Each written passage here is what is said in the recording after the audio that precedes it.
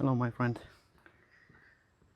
I'm pretty sure everyone who feels lonely also very often feels sad. Maybe the main reason why you are lonely is that you're sad. And I mean, if you think about it, it becomes quite obvious, right? Like, just think about someone who you like spending time with, either now or before, and just imagine that they would be like very sad all the time, and or negative.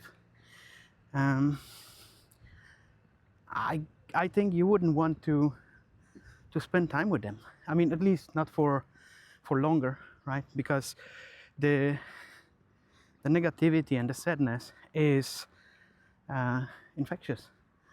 It is basically it's one of the lower emotions, right? Emotional frequencies. And if someone is sad, well, you will try to help, yes. But if someone is always sad, then it's a different story, right? Because then, despite your help, despite your efforts, that person is always in this low vibrational state, and over time it will affect you. So now, if we turn it around, if you are lonely and you are sad most of the time, um,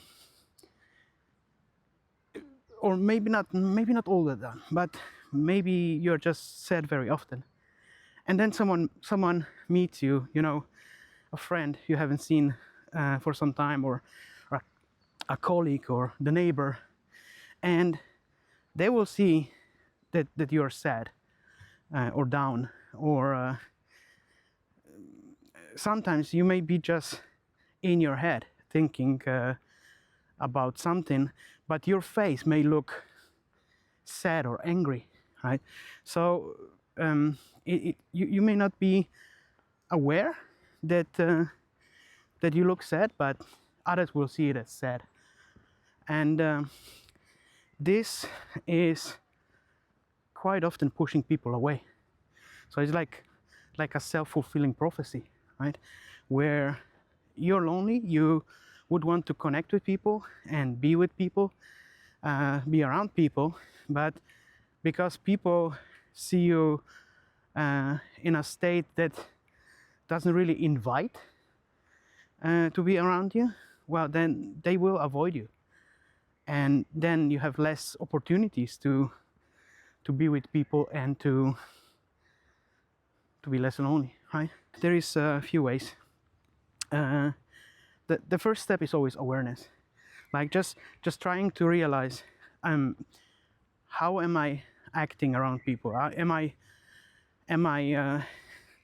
neutral? Am I sad? Do I have like a serious look on my face? Or even worse, like in my case, quite often my wife tells me, like, stop staring at someone, or why are you so angry? And I'm like, I'm not. I'm just thinking. But it seems like if I'm thinking and not paying attention how I look, I tend to have this the the face that looks angry, and it's not very inviting. So just being aware of this, and trying to have a nicer face expression, that would be already a first step to be more welcoming to people around you, right? And then the the second aspect is, if you're sad and you go out, this negative vibration, people can feel it, not only see, but they can feel it. And if you would want to be less lonely, then one of the steps is to try to raise your vibration, right? Like, think about something positive if you are in the public, right? Like, even if you feel like you would need to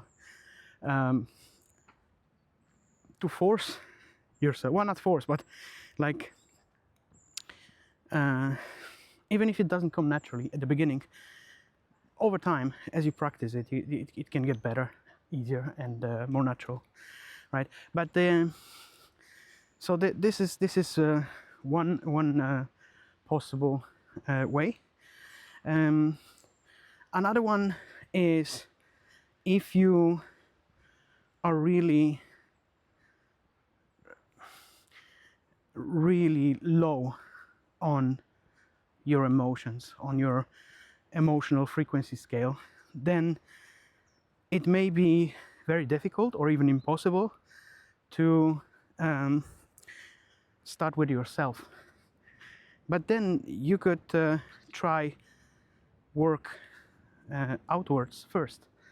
So by helping others, you can basically be in a higher frequency, because like being helpful and being optimistic or trying to improve stuff, that's already higher than sadness or loneliness. And then if you're around people and you're focusing on a task, then it's easier to forget about your loneliness as a first step. And then because people, you would be around people, and people would receive your help, then naturally those two combined will give you more possibilities to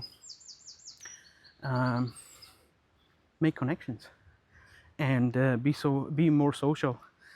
And it also gives you a good feeling. So any opportunities to do some volunteer work, help people, socialize with people, visit an elderly house and talk with the people there, go for a walk with someone else who feels lonely. You can find possibly some announcements in local newspapers or in the internet, where basically people would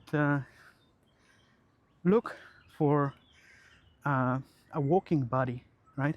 Someone who can just go for a walk or for a bike ride. This is something that is very popular in the Netherlands, and I think this is one of the reasons why Netherlands has one of the lowest loneliness levels in the world, because people here are like naturally, they are naturally being social. That's one thing, but second, there are opportunities. So even if someone is not naturally social, you can easily find someone who would want to socialize, right? Joining a club or going for a walk with someone, meeting and having a coffee, stuff like this. So there are opportunities. Another option, if you feel like, okay, I can't really solve it myself, then try to find someone who can help with this, right? Not look for a friend right away, but rather just find a coach, a mentor, someone who is better with social skills, and whose job is to help people, train people. And yeah, feel free. I mean, I'm not a professional. but yeah, I could try to help, you know. Um, Surely I don't have instant solutions, you know, with a press of a button or an app that would make you feel less lonely. But sometimes just even talking about possible solutions can inspire uh, to take action, and from there, step by step, you can try and work uh, on building your social skills, your opportunities to connect with people, with like-minded people, and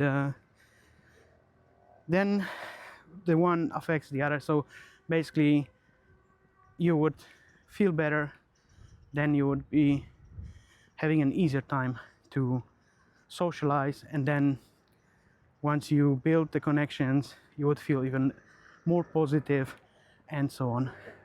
I hope you will put in the effort. I hope you will try to find someone to connect with, and build friendships and connections that will help you to be less lonely. Good luck, and see you around, my friend.